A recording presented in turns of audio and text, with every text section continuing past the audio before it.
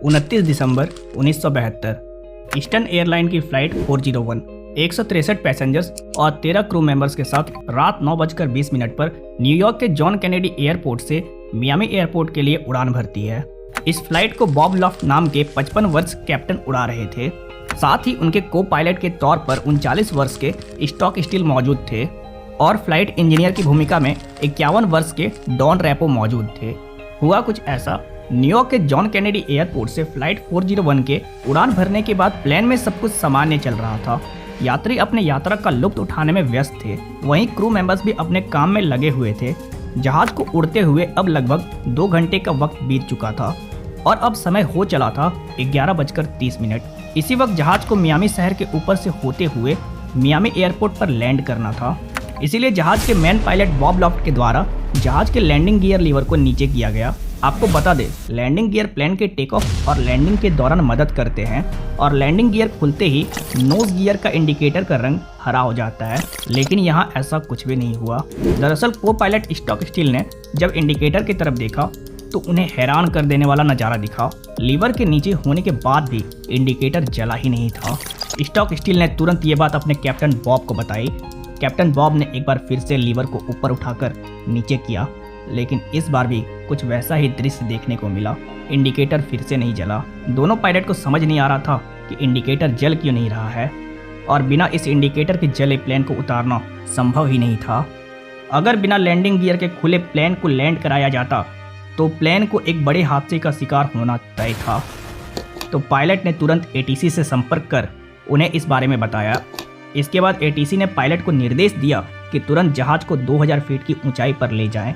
इसके बाद captain Bob plane को 2000 फीट की ऊंचाई पर लेकर गए और कैप्टन बॉब ने स्टॉक स्टील से कहा कि विमान को ऑटो पायलट मोड में डालकर छोड़ दें।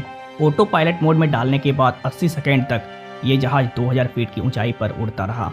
इसके बाद फ्लाइट इंजीनियर डॉन रैपो को इस इंडिकेटर में आई खराबी को चेक करने को कहा गया। फ्लाइट इंजीनियर रैपो ने पूरे इंडिकेटर सिस्टम को खोलकर चेक करने लगे, लेकिन सब चेक करने के बावजूद भी ये इंडिकेटर नहीं जला।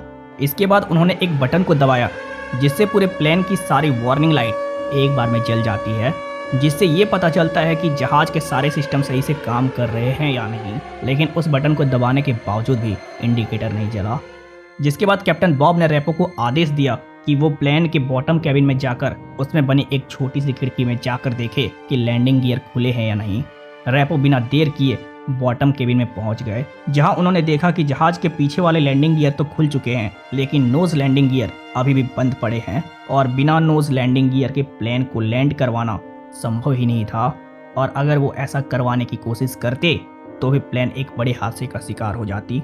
इन्हीं सब के बीच अब लगभग 2 मिनट का समय बीत चुका था, लेकिन किसी ने ध्यान ही नहीं दिया कि प्लेन अपने आप 100 फीट नीचे आ चुका है। लेकिन इस बात पे ना तो पायलट का ध्यान गया और ना ही क्रू मेंबर्स इस बात को महसूस कर पाए। अगले 70 सेकंड में ये प्लेन 200 फीट और नीचे पहुंच गया। इस ऊंचाई पर आने के बाद प्लेन की सभी वार्निंग अलार्म एक साथ बजने लगे और जहाज में हर तरफ अफरा तफरी का माहौल बन गया।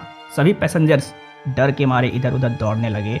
अगले 50 सेकंड में ये जहाज अपने निर्धारित ऊंचाई 2000 फीट से 1000 फीट पर आ चुकी थी। इसके बाद को पायलट स्टॉक स्टील ने इस विमान को कंट्रोल करने की कोशिश किया, लेकिन ऊंचाई कम होने के कारण वो इसमें सफल नहीं हो पाए और अगले 10 सेकंड में ये विमान नीचे आकर क्रैश हो गया।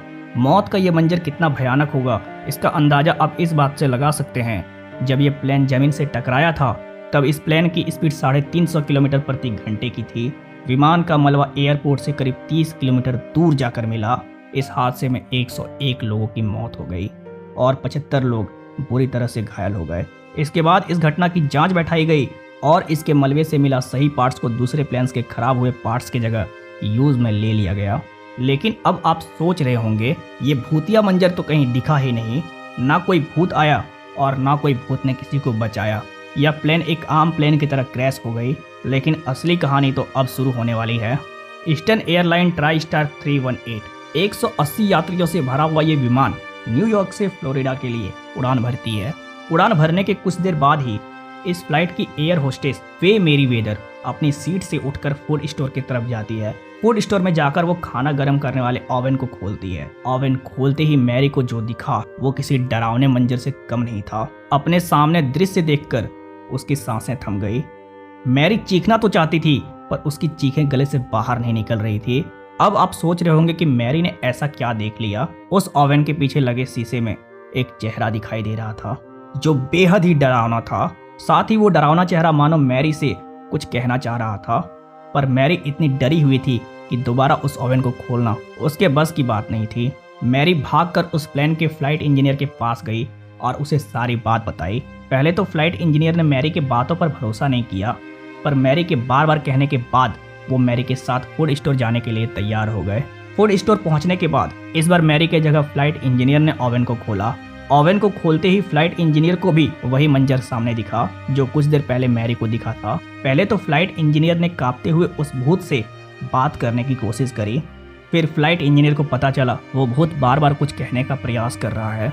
फ्लाइट इंजीनियर और मैरी को वो भूत बोलकर ये चेतावनी दे रहा था, सावधान रहो, इस जहाज में कुछ ही देर में आग लगने वाली है। इतना कहते ही वो चेहरा वहां से गायब हो गया। मैरी को अभी तक ये समझ नहीं आ रहा था कि ये चेहरा किसका है, लेकिन फ्लाइट इंजीनियर ने इस चेहरे को पहचान लिया था। ये चेहरा फ्लाइट 401 में मारे गए इंजीनियर डॉन रैपो का था। उन्हें चेतावनी देने वाला और कोई नहीं बल्कि डॉन रैपो ही थे।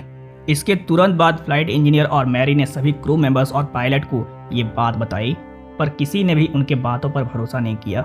लेकिन फ्लाइट जैसे ही आगे बढ़ी, पायलट को जहाज में कुछ गड़बड़ी महसूस हुई। इंजन के ठीक से ना काम करने के कारण विमान को फिर से न्यूयॉर्क की तरफ मोड़ दिया गया। न्यूयॉर्क पहुंचकर इस जहाज ने सफल लैंडिंग भी कर ली। जहाज को रिपेयर करने के बाद जांच के लिए फिर से इस विमान को उड़ाया गया, लेकिन विमान ने जैसे ही उड़ान भरी, उस विमान की बाएं इंजन हवा में ही बम की तरफ फट गया, जिसे देखकर सभी की सांसें अटक गई। इस हादसे के बाद मैरी और फ्लाइट इंजीनियर को बार बार डॉन रैपो की वो बात याद आ रही थी। इस हादसे को देखकर सभी यही सोच रहे थे, अगर वो इस जहाज में बैठे होते तो शायद ही वो जिंदा बच पाते। इस हादसे के बाद ही इस घटना को द घोस्ट फ्लाइट ऑफ 401 नाम दिया गया। किसी ने कभी सोचा भी नहीं था कि उनकी मदद एक भूत करेगा। दोस्तों, क्या आपने ये स्टोरी पहले भी कभी सुना था? कमेंट सेक्शन में जरूर बताएं और चैनल पर नए हैं तो सब्सक्राइब करते हुए जाएं, क्योंकि मैं ऐसे स्टोरी को लाता रहता हूँ। मिलते हैं आपसे किसी न्यू वीडियो में, तब तक के लिए जय हिंद, जय भारत।